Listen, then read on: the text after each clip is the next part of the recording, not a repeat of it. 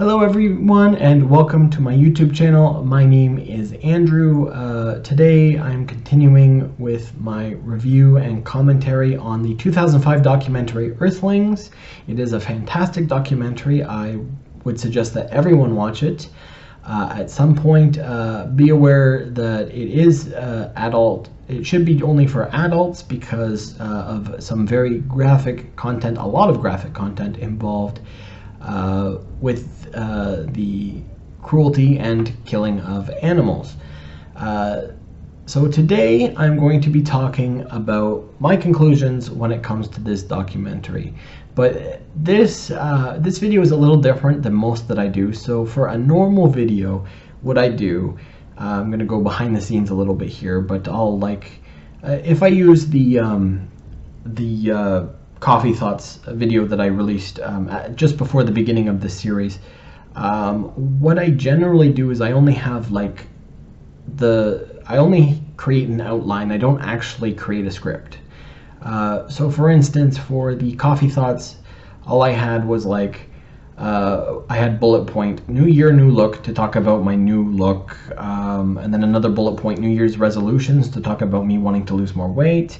The next was like a bullet point just saying YouTube, where I wanted to talk about things I'm no longer going to be doing in my videos and the other stuff I talked about. And then the next was like religion pushed back, to talk to explain that I know I said that, you know, we would be doing religion, but I want to do this.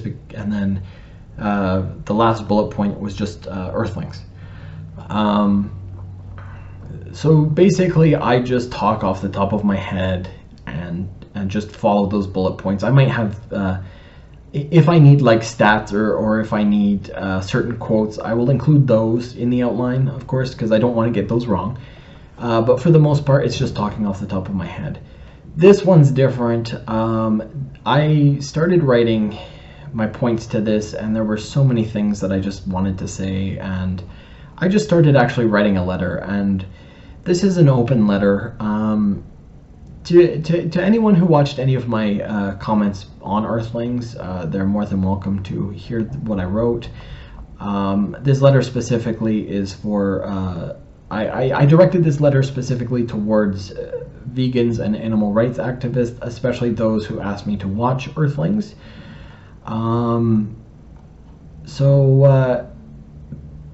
Before I do that, I said in my initial thoughts, and I want to reiterate this, I did watch the video. I disagree with 95 to 98% of the practices shown in the video. I find them cruel, and they are not necessary in my opinion. I think we can do things in a much better way. I'm going to talk about that later in the letter.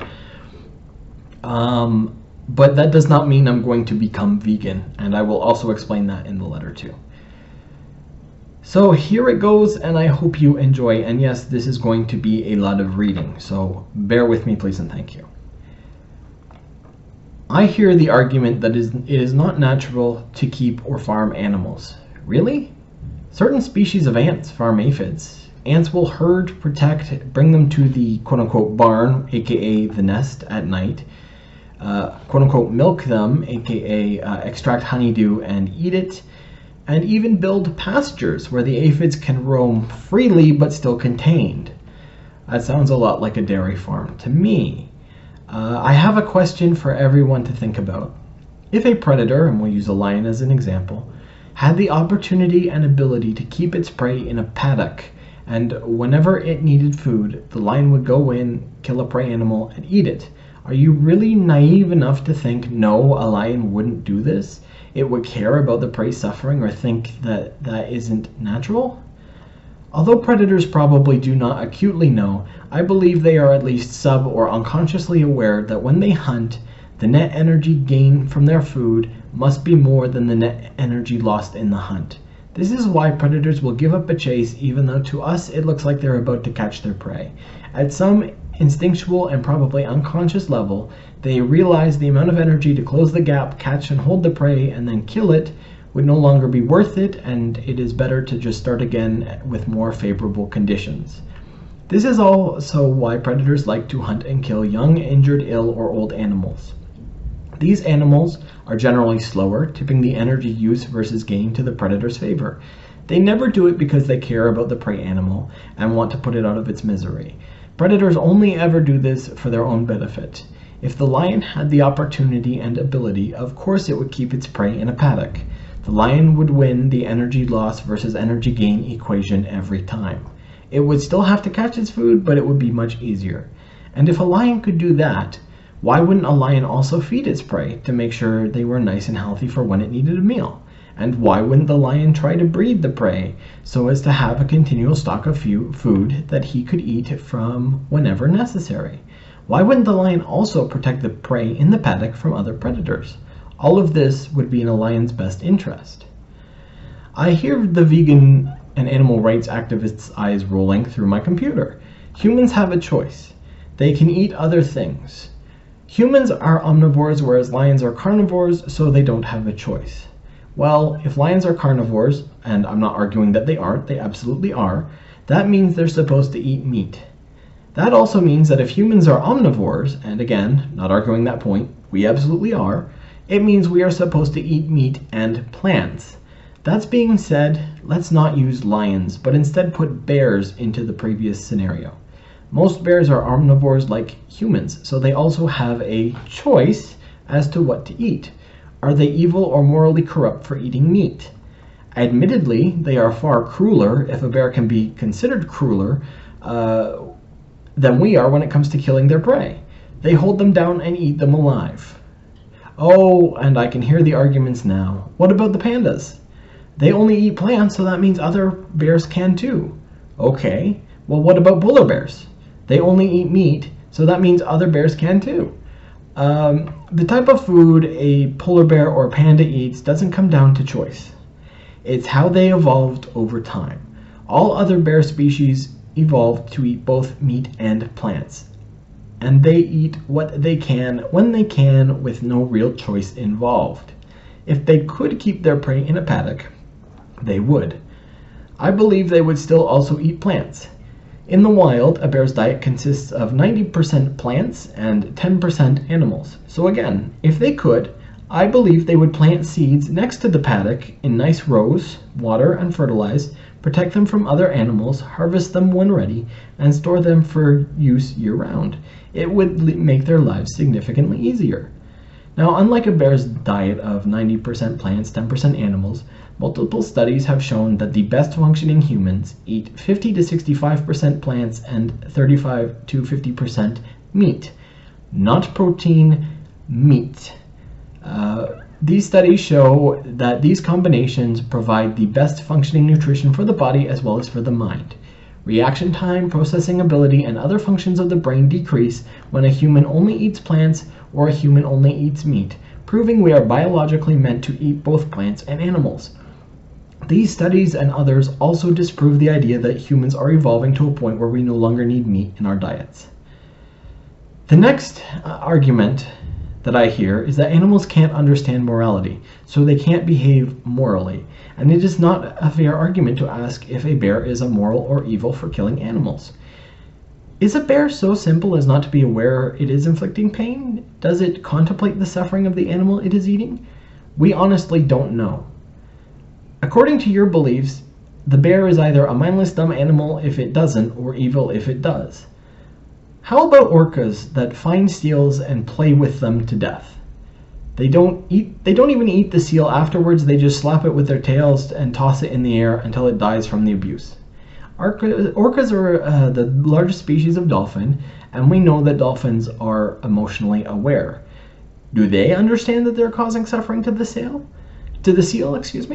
I believe they are more likely to understand than the bear, but again, according to your argument, you must either believe that they are mindless dumb animals or they are evil. My question is, if bears, orcas, and other animals don't have to consider this, why do humans? It actually turns out animals may understand morality more than we give them credit for. The research on this is fairly new, but there is already significant evidence out there. Rats understand the idea of fair play.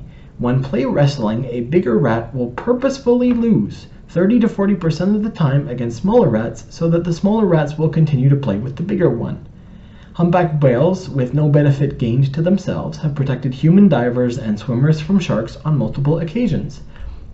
Rats, pigeons, primates, and other species have been found to show altruistic behavior. Primates, crows, ravens, elephants, canines, parakeets, horses, prairie voles, and other species will console individuals of their species in distress. You must have empathy in order to be able to console someone. Chimps, monkeys, dogs, rats, and others have an aversion to inequality, suggesting a sense of fairness. All this points to the fact that morality may actually exist in nature.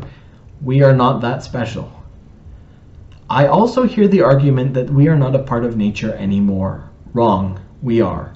I think we want to believe we aren't. I think we want to believe that somehow we are special and we are our own thing all by ourselves on this earth and maybe in this universe. That is just not the case. We are not special. We affect nature and we are affected by nature. We are creating climate change, which causes droughts for some and floods for others. A tornado doesn't stop at the edge of a city and dissipate. It rages through everything, no matter what it comes in contact with. A bear doesn't care if it is walking on a road or a forest game path. A tiger or polar bear will hunt, kill, and eat humans. The ego it takes for us to say that we are somehow above or not a part of nature is astounding to me, and I believe that this is the entire reason for this debate. If we considered ourselves a part of nature and reconnected with the natural world, maybe we would see what nature really is. Nature is struggle. One animal always wins and another always loses, and whoever loses will likely die. Either the predator dies of starvation or from wounds because the prey gets away or defends itself, or the prey gets caught and eaten. This struggle has been repeating over and over, millions of times every single day in every part of the world for hundreds of millions of years. This is why I don't think killing and/or death is an important factor in this argument. Rather, I believe the only thing that matters is how a life is lived, no matter what the animal. I believe if a person raises animals, whether that animal is a pet, a farm animal eventually going to the slaughterhouse, an exotic animal in a circus or zoo, or an animal being used in scientific studies, it is their responsibility above all else to ensure that animal has a good life. The end of life is never good, no matter how death comes. Don't get me wrong. Those last few seconds of life before death should still afford that animal dignity. A good life should be a good life until the moment of death. So, what is a good life? To me, it's a life with as limited pain, suffering, and stress as possible, but also a life with enrichment and positive social interaction, including both human to animal and animal to animal interactions. Don't get me wrong. I am aware pain, suffering, and stress are all guaranteed in life. Is there anyone who watches this video that can honestly say they haven't felt even one of those, let alone all three? Even if you wanted to, you can't constantly provide enrichment for your animals 24/7, and sometimes social interactions go badly for no other reason than stupid bad luck. I do not believe it will ever get to a point where anyone can say they provided a perfect life for an animal. We should, however, strive to get to a point where we can say we provided as perfect a life for an animal as possible, no matter what happens to that animal after death. Earthlings mentions that by purchasing meat, fur, leather, etc., you are complicit in the suffering of animals. This is true, but also knowing about and turning your back on the horrific evils, as I've heard them called, also makes you complicit. The number of vegans and vegetarians is higher than ever before in history, but so is the amount of meat being consumed. That percentage increase of meat consumption is way higher than the percentage of population that is vegan and vegetarian. At this point, being a vegan or vegetarian is not actually solving the problem. Truthfully, it's not even dealing with the problem. It's more like saying, well, it's not my problem and everyone else is at fault. Let's look at this in a slightly different perspective. The documentary insinuates that if you treat animals badly, you are a Nazi. If you know Hitler and the Nazis are evil and doing significantly evil acts, do you say, well, I'm not a Nazi and allow them to continue their evil? or do you try to stop them with every means necessary?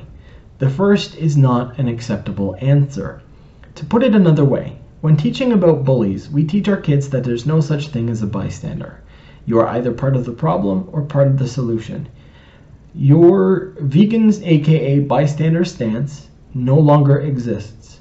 So ask yourself, am I going to be part of the problem and let it happen, or part of the solution and do something about it? But the solution is not to scream at people and judge those negatively who enjoy a hamburger. The solution is not to stand in front of restaurants that serve meat and try to bar people from entering.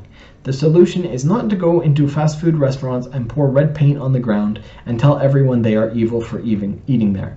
The solution is not to go on YouTube and say ridiculous things like if a person has seen Earthlings and still eats meat, they should die. 1, that's hypocritical. Humans are animals, and according to you, no animal should die unnecessarily. 2, it just shows the toxicity within your group. Non-vegans see these behaviors from a small minority of vegans, and it turns them off to what you are saying completely. I believe if you want to make real change, we will need to unite. There are many people, like myself, that feel although it is okay to eat meat, the animals raised for that meat should live as good a life as possible while they are alive. I believe most people you ask would say, yes, I eat meat, but I don't want the animal to suffer. Do you not see that although we may disagree on a few things, we would be much stronger together on the things that unite us, like animal welfare and stopping cruelty against animals? United, we would be able to put significantly more pressure where it needs to enact, where it is needed to enact real change. Whether that means politically or socially, that change is important. If we get to a point where animal cruelty is non-existent, then you and I can fight about whether eating meat is good or bad. Until that point, let's all work to stop people from hurting animals, shall we? Together, we can make change. Divided, we just squabble and fail. The choice, as always, is up to you. So I hope you enjoyed that. That is my conclusion and like I said, my open letter to vegans and animal rights activists. Let me know what you thought in the comments below. Until my next video, I hope you have a good day, and I'll see you then.